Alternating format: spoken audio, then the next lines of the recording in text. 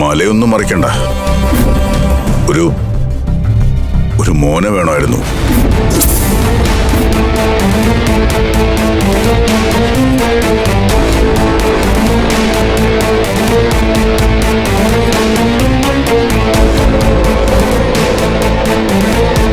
അതിനുവേണ്ടിയാ 5 പെൺമക്കളെ ഉപേക്ഷിച്ച് ഞാൻ നിന്റെ കൂടെ വന്നത്. 10-18 വർഷമായില്ലേ? ആൺകുട്ടി വേണ്ട, ഒരു പെൺകുട്ടിക്ക് പോലും തൊട്ടിൽ കെട്ടാൻ കഴിഞ്ഞില്ലല്ലോ നിനക്ക്. അതെന്റെ മാത്രം കുറ്റമല്ല ചന്ദ്ര. ആണോ?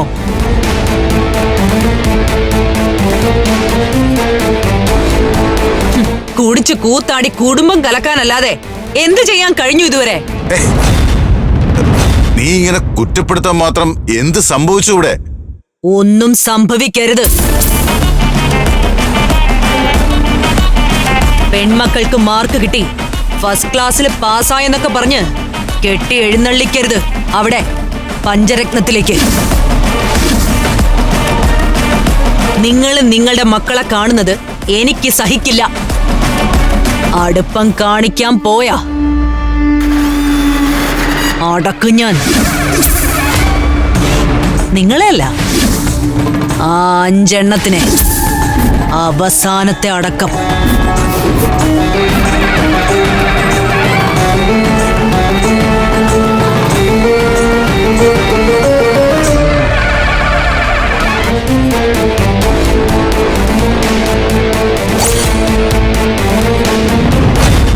ഒരു കൂട്ടരൂടെ ഉണ്ട്. അതാരായിരുന്നു ചായ? പഞ്ചരത്നങ്ങളുടെ അപ്പച്ചിയുടെ കുടുംബം. ആങ്ങളയുടെ മക്കളോട് അപ്പച്ചിയായ ശ്യാമളയ്ക്ക് വലിയ സ്നേഹമാണ്. പക്ഷെ അവരുടെ ഭർത്താവ് ഒരു വൃത്തികെട്ടവനുണ്ട്, സോമനാഥൻ. PWDയിൽ എന്തോ കോൺട്രാക്ട് പണിയൊക്കെ ഉണ്ടവന്. പക്ഷെ കയ്യിലിരിപ്പ് തീരെ മോശമാണ്. മോൾക്കൊന്നും ഒന്നല്ല, 2 സമ്മാനങ്ങൾ വെച്ചാണ് ഈ അമ്മാവൻ വന്നിരിക്കുന്നത്. എന്താ അമ്മാവ? അത് തുറന്നു നോക്ക്.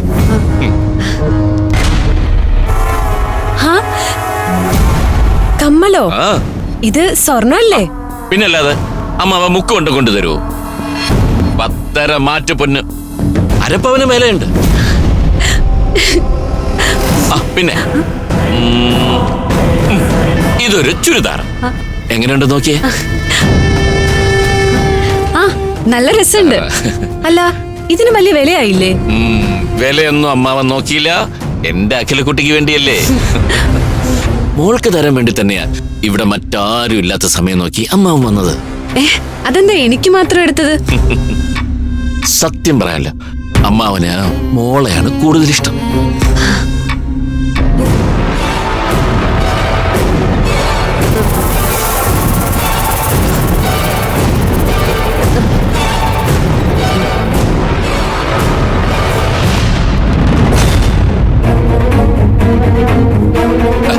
മോളി ചുരിദാർ നോട്ടെ, അമ്മാവനൊന്ന് കാണട്ടെ. ഇത് പാകമാണെന്ന് അറിഞ്ഞിട്ട് വേണം ഇതേ അളവിൽ വേറെ കുറെ ചുരിദാർ എടുത്തു തരാൻ. ഇടുമോളെ.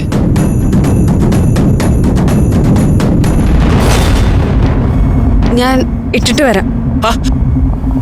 അതിനകത്തേക്ക് പോകുന്ന എന്തിനാ? ഇവിടെ നിന്ന് മാറിക്കൂടെ?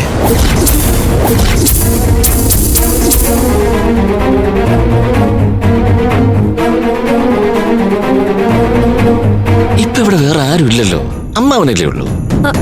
അമ്മാവൻ എന്താ ഈ പറയുന്നേ? മോൾക്കെന്താ ഒന്നും മനസ്സിലാവാത്തതുപോലെ? ഇതങ്ങ് ഊരു മോളെ. എന്താ ഈ കാണിക്കുന്നേ? അമ്മാവനല്ലേ, സ്നേഹം കൊണ്ടല്ലേ. വേണ്ട, അമ്മാവൻ ഇറങ്ങിപ്പോയേ, എനിക്ക് പേടിയാവുന്നു. അമ്മാവനെ പേടിക്കണ്ട, ഉപദ്രവിക്കില്ല, സ്നേഹിക്കത്തേ ഉള്ളൂ.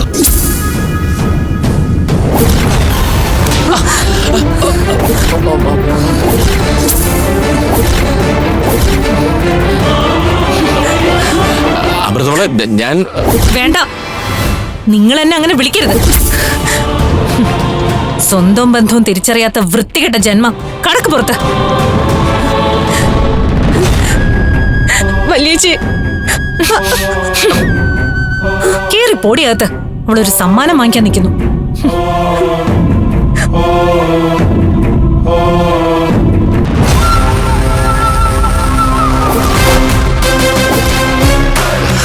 ഒക്കെ എടുത്തോണ്ട് ഇറങ്ങി പൊക്കോ ഇവിടുന്ന്.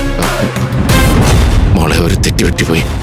ദയവേത് ഒന്നും ശ്യാമളയോട് പറയരുത്.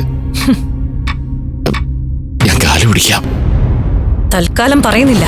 അങ്ങനെ എന്റെ പാവ അപ്പച്ചിയുടെ ജീവിതം ഞാനായിട്ട് ഇല്ലാണ്ടാക്കില്ല. പക്ഷേ ഇനി ഈ വേഷം കെട്ടുമായിട്ട് ഇങ്ങോട്ട് വന്നാ വെറും ചൂലുകൊണ്ടല്ല, ചാണകത്തി മുക്കിയ ചൂലുകൊണ്ട് കണ്ണ പൊട്ടും വരെ അടിക്കും ഞാൻ. ഇറങ്ങി പോവാൻ. ശരി.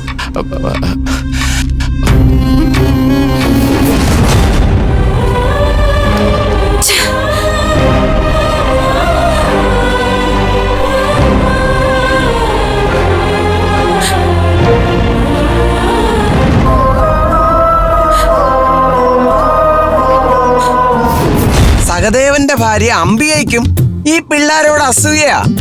മൂത്ത മകൻ സുമേഷ് ഗൾഫിൽ ഏതോ കമ്പനിയിൽ എഞ്ചിനീയറാ. ഇളയവൻ ആകാശിനും നാട്ടിൽ ജോലിയുണ്ട്. എന്നാലും ഈ പിള്ളേര് കഷ്ടപ്പെട്ടുണ്ടാക്കിയ 1 ഏക്കർ സ്ഥലത്തിലാണ് അമ്മാവന്റെ ഭാര്യ അംബികയുടെ കണ്ണ്.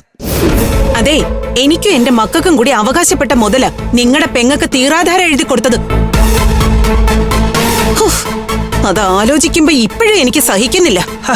നമുക്ക് ആവശ്യത്തിന് സ്വത്തുകൾ ഉണ്ടല്ലോ അംബികയെ, പിന്നെ ആവശ്യമില്ലാത്ത ആർത്തി എന്തിനാ? ഇത് ആർത്തിയൊന്നുമല്ല, ആവശ്യ. ആ 50 സെന്റ് ഭൂമിയില് പകുതിയുടെയെങ്കിലും അവകാശം നിങ്ങൾക്ക് കൂടി ഉള്ളതല്ലേ? ഇപ്പൊ അതിന്റെ മതിപ്പ് വില എത്രയാണെന്നൊന്ന് ആലോചിച്ച് നോക്കി. ഇപ്പോഴല്ലേ അതിന് വിലയുണ്ടായത്? 10-25 വർഷം മുമ്പേ അത് രേണുയുടെ വില എഴുതി കൊടുക്കുമ്പോ ആർക്കും വേണ്ട കിടന്ന ഒരു പാഴ്ഭൂമിയായിരുന്നു അത്. ആ പിള്ളേരുടെ കഷ്ടപ്പാടുകൊണ്ടാ ഇപ്പൊ ആ സ്ഥലം ഈ നിലയിലെത്തിയത്. നിങ്ങളുടെ 5 അനന്തരവളുമാരെയും ചുമ്മാ അങ്ങ് പൊക്കി പറയല്ലേ. ആളും അർത്ഥവുമായിട്ട് കൂടെ നിന്ന് ഇത്രയും സഹായിച്ചത് നിങ്ങളല്ലേ? അതിനിപ്പോ എന്താ? അമ്മാവൻ എന്നുള്ള നിലയില് അത് എന്റെ ഉത്തരവാദിത്വമല്ലേ? ഞാൻ പറ്റാവുന്ന പോലെയൊക്കെ സംരക്ഷിച്ചിട്ടുണ്ടെങ്കിലും ആ അനിത്യമാരെ ഒരു കരക്കെത്തിക്കാൻ കഷ്ടപ്പെട്ടത് മുഴുവൻ അമൃതയാ.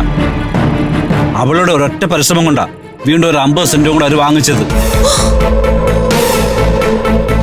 1 ഏക്കർ സഹിക്കുന്നില്ല എനിക്ക്. എത്തി. ഇതാണ് ഹോട്ടൽ പഞ്ചരത്നം. കാര്യങ്ങളൊക്കെ ഏകദേശം മനസ്സിലായില്ലേ? ബാക്കിയെല്ലാം പെൺകുട്ടികളെ കണ്ട് നിങ്ങൾക്ക് ഇഷ്ടപ്പെട്ടതിന് ശേഷം ഞാൻ വിശദമാക്കി തരാം. വേണ്ട, ഞങ്ങൾ ചോദിച്ചറിഞ്ഞോളാം. ആദ്യം കണ്ട് ഇഷ്ടപ്പെടട്ടെ. ഇഷ്ടപ്പെടും. അത്രയ്ക്ക് തങ്കം പോലത്തെ കുട്ടികളല്ലേ. ആദ്യം നിങ്ങൾ കയറി ഇവിടത്തെ ഊണൊക്കെ ഒന്ന് കഴിക്കും. അപ്പോഴേക്കും ഞാൻ അവരോട് തഞ്ചത്തി പറയാം നിങ്ങൾ അവരെ പെണ്ണ് കാണാൻ വന്നതാണെന്ന്. അത് വേണ്ട. വേണ്ടേ? അതെന്താ? എൽദോച്ചായ, ഞങ്ങൾ പെണ്ണ് കാണാൻ വന്നൊന്നുമല്ല. പിന്നെ ഞങ്ങളൊരു യൂട്യൂബ് ചാനലിന്റെ ആൾക്കാരാ. യൂട്യൂബാ? അതെ. ഹോട്ടൽ പഞ്ചരത്നത്തിലെ ഊണിനെ കുറിച്ചും കറിക്കൂട്ടുകളുടെ രുചിയെ കുറിച്ചും ഒരുപാട് പേര് പറഞ്ഞറിഞ്ഞു.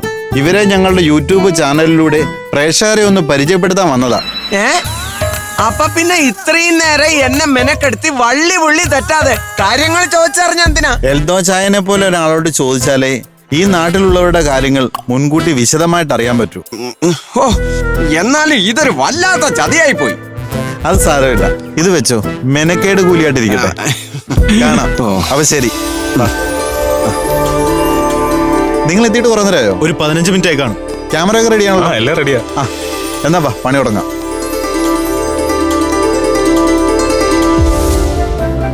ഹോട്ടൽ പഞ്ചരത്നത്തെ കുറിച്ച് എന്താ അഭിപ്രായം? വീട്ടിലെ ഊണ് എല്ലായിടത്തും പറച്ചില് മാത്രമേ ഉള്ളൂ. ശരിക്കും വീട്ടിലെ ഊണ് കഴിക്കണമെങ്കിൽ ഹോട്ടൽ പഞ്ചരത്നത്തിൽ തന്നെ വരണം. ചേട്ടാ, ഊണിനെ കുറിച്ച് എന്താ അഭിപ്രായം? നമ്മുടെ അവിയലിന്റെയും കൂട്ടുകറിയുടെയും കാളന്റെയും ഓലന്റെയും ശരിക്കുള്ള രുചി അറിയണമെങ്കിൽ ഈ പഞ്ചരത്നത്തിൽ നിന്ന് തന്നെ ഉണ്ണണം. എനിക്ക് ഇവിടത്തെ മീൻ കറിയാണ് ഇഷ്ടം. നല്ല ഫ്രഷ് മീൻ കൊണ്ടുള്ള കിടിലം മീൻ കറിയാ. സൂരജ് ഒന്ന് കഴിച്ചു നോക്ക്. നിവൃത്തിയുണ്ടെങ്കിൽ എന്റെ ഉച്ചയൂണ് ഇവിടെന്ന. ഹോട്ടൽ പഞ്ചരത്നം ഉഗ്രന. ഈ ഹോട്ടലിന്റെ അമരക്കാരി അമൃതയുടെ കൈപുണ്യമാ ഇവിടത്തെ ഊടിന്റെ മേന്മ.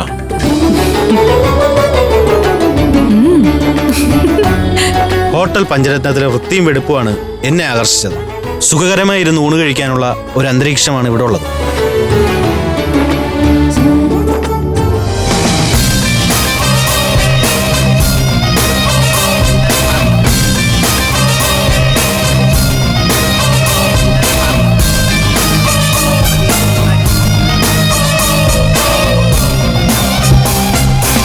ചേച്ചി ചെല്ലേ. അയ്യോ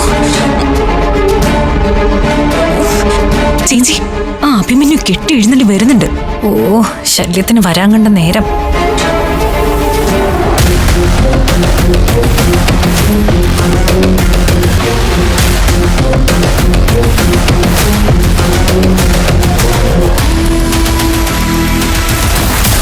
അവിടെ നിന്ന് കവർ ചെയ്തോ.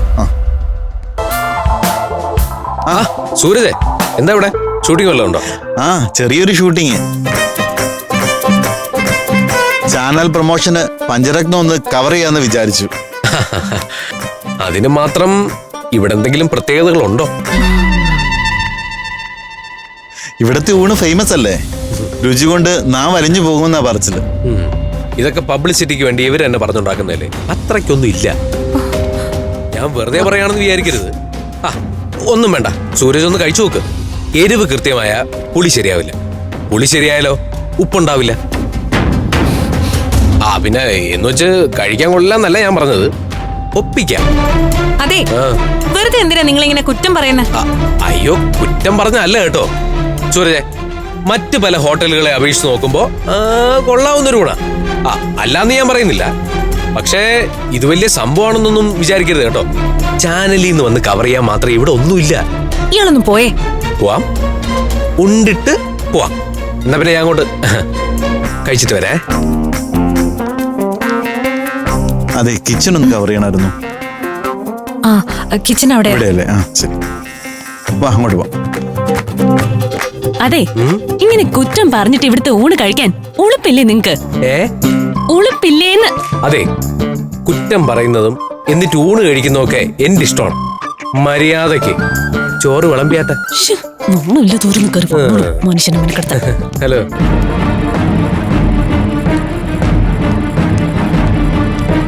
അതെ, അയാള് കഴിച്ചിട്ട് പൊക്കോട്ടെ, കാശ് വാങ്ങണ്ട. പക്ഷേ ഇന്നത്തോടെ അയാളുടെ ഇങ്ങോട്ടുള്ള വരവ് ഞാൻ നിർത്തിക്കും. ഞാനാണ് പാചകം ചെയ്യുന്നെങ്കിലും എല്ലാത്തിനും നേതൃത്വം നൽകുന്നത് അമൃതയാ.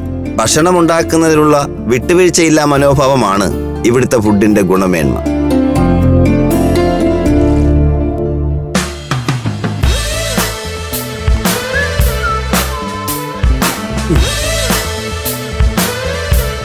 ഒരു വെജ് മീൽസ് ബാക്കിതാ. ഇല്ല. ബാക്കി തരില്ലെന്നാണോ? ഇയാളുടെ കയ്യിന്ന് ക്യാഷ് വാങ്ങിക്കില്ലാന്ന്. എന്താ, ഞാൻ തരുന്ന കള്ളനോട്ടൊന്നുമല്ല. ഓ, അതെനിക്കറിയാം. പക്ഷേ ക്യാഷ് വാങ്ങിക്കണ്ടാന്ന് എന്റെ ചേച്ചി എന്നോട് പറഞ്ഞിട്ടുണ്ട്. എന്താ ചേച്ചിക്ക് എന്നോട് ഇത്ര അലിവ്? അലിവും മണ്ണാങ്കട്ടയൊന്നും അല്ല. ഞങ്ങള് ഇത്രയും പുകഴ്ത്തി പറഞ്ഞതിന്റെ സൗജന്യമായിട്ട് ഒരു ഊണ് ഞങ്ങൾ കൂട്ടിക്കോ. മര്യാദയ്ക്ക് നിങ്ങൾ കാശ് വാങ്ങിക്കുന്നുണ്ടോ ഇല്ലയോ? വേണ്ടെന്ന് പറഞ്ഞില്ലേ? നിങ്ങൾ പോണം. നിങ്ങളുടെ കയ്യിൽ നിന്ന് ക്യാഷ് വാങ്ങാനേ എന്റെ ചേച്ചി സമ്മതിക്കില്ല. ഉണ്ട ചോറിന്റെ കാശ് തരാനേ എനിക്കൊരു ചേച്ചിയുടെ സമ്മതം വേണ്ട. ഇതെന്റെ സൗജന്യമാണെന്ന് ചേച്ചിയോട് പറഞ്ഞേക്കണേ.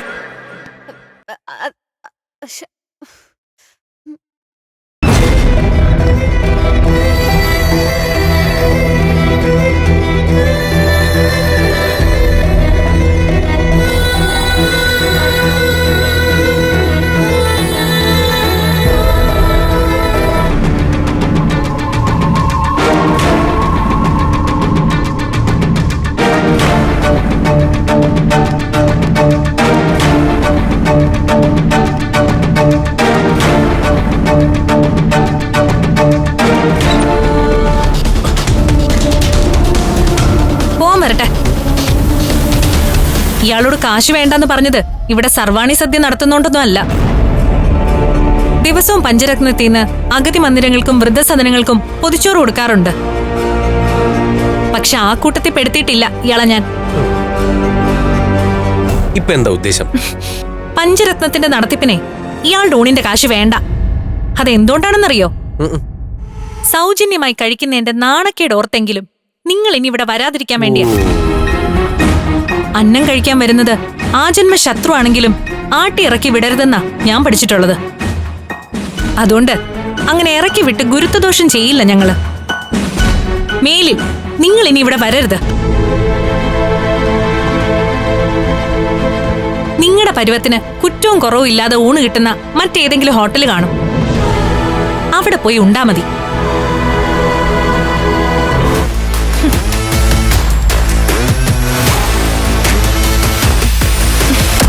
ഇരിക്കട്ടെ.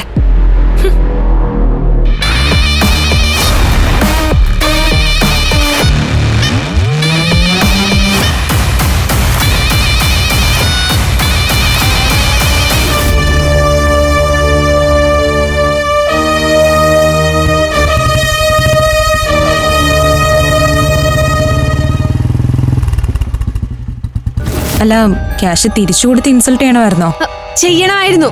അറിയാലോ, അയാൾ ഇവിടെ വരുന്ന ദിവസങ്ങളിലൊക്കെ എന്തെങ്കിലും ഒരു കുറ്റം പറഞ്ഞിട്ടേ അങ്ങേര് ഇവിടുന്ന് പോത്തുള്ളൂ.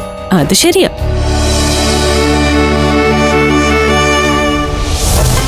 ഇത് ചോറോ അതോ അരിയോ?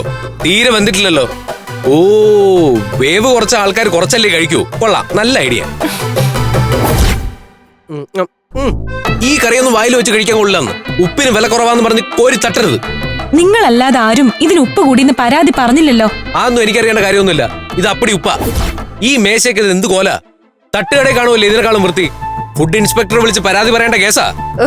ഇതിനേക്കാളും വൃത്തി വേണമെങ്കിലേ നിങ്ങൾ വല്ല 5 സ്റ്റാർ ഹോട്ടലിലേക്കും പോണം. ഇവിടെ കറി ഉണ്ടാക്കിയതിന് ശേഷമാണോ അതിന് പേരിടുന്നത്? വെള്ളം കൂടിയ സാമ്പാർ, അത് കുറഞ്ഞ കൂട്ടുകറി, ഇതിന്റെ ഇടയിൽപ്പെട്ട അവിയല്. നിങ്ങൾക്ക് വെച്ച് വിളമ്പി തരുന്ന വീട്ടുകാരെ സമ്മതിക്കണം. ഇങ്ങനെയുണ്ട് കുറ്റം പറച്ചില്? അതൊരു തമാശക്ക് പറയുന്നതായിട്ടാ എനിക്ക് തോന്നിയിട്ടുള്ളത്. അഭിയേട്ടന്റെ ഒരു സംസാര രീതി അങ്ങനെയാ.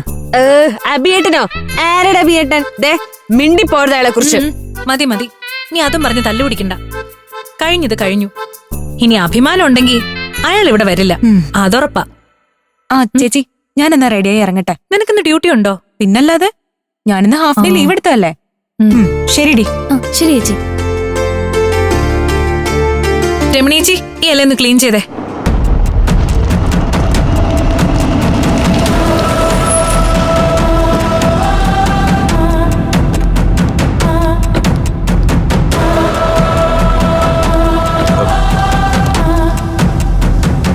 മഞ്ചാടി സാർ വിളിരുന്നോ? ഞങ്ങൾ പോയി കാര്യം സാധിച്ചിട്ട് വരാം. നീ വന്നേ.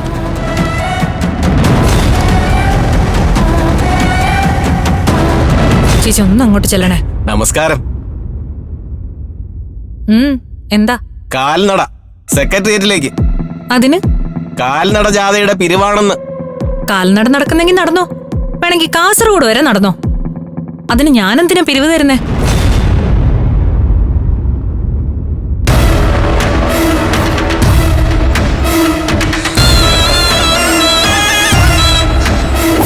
അങ്ങനെയൊന്നും പറഞ്ഞ് കളിയാക്കല്ലേ മോളെ.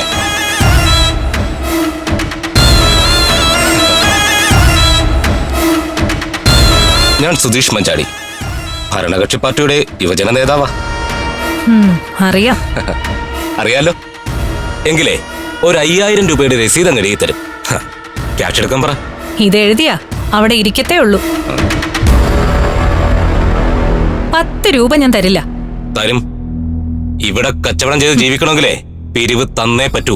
നേതാവേ, സകല പാർട്ടിക്കാർക്ക് ഞാൻ പിരിവ് കൊടുക്കാറുള്ളതാ, ആരെയും മുഷിപ്പിക്കാറുമില്ല.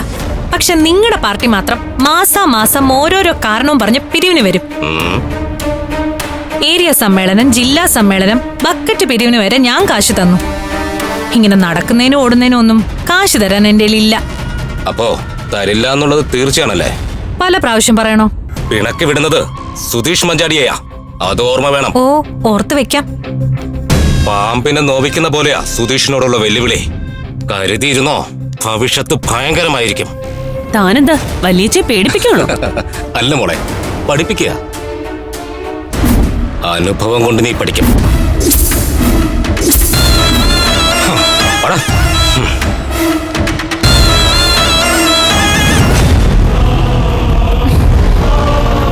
നീ എന്തിനാ ആവശ്യമില്ലാത്ത കാര്യത്തിൽ ഇടയ്ക്കേറി വർത്താനം പറയുന്നേ? അയാൾ എന്തിനാ വലിയച്ഛ ആവശ്യമില്ലാതെ ഭീഷണിപ്പെടുത്തിയത്? അതൊക്കെ കൈകാര്യം ചെയ്യാൻ എനിക്കറിയാം. എനിക്കും അറിയാം, കൈകൊണ്ട് കൈകാര്യം ചെയ്യാൻ.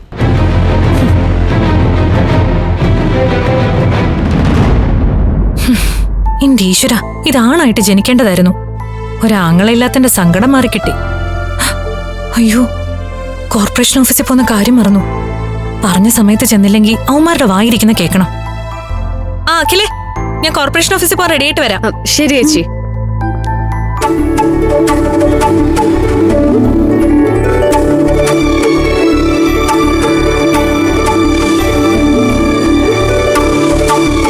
എന്നടാ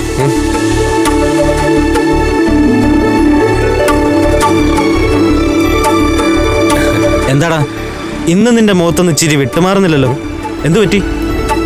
വല്ല നല്ല കാര്യം വന്ന് കയറിയോ? അങ്ങനെ ജീവിതത്തിലേക്ക് വന്നു കയറാൻ മാത്രം ഒന്നും സംഭവിച്ചിട്ടില്ല.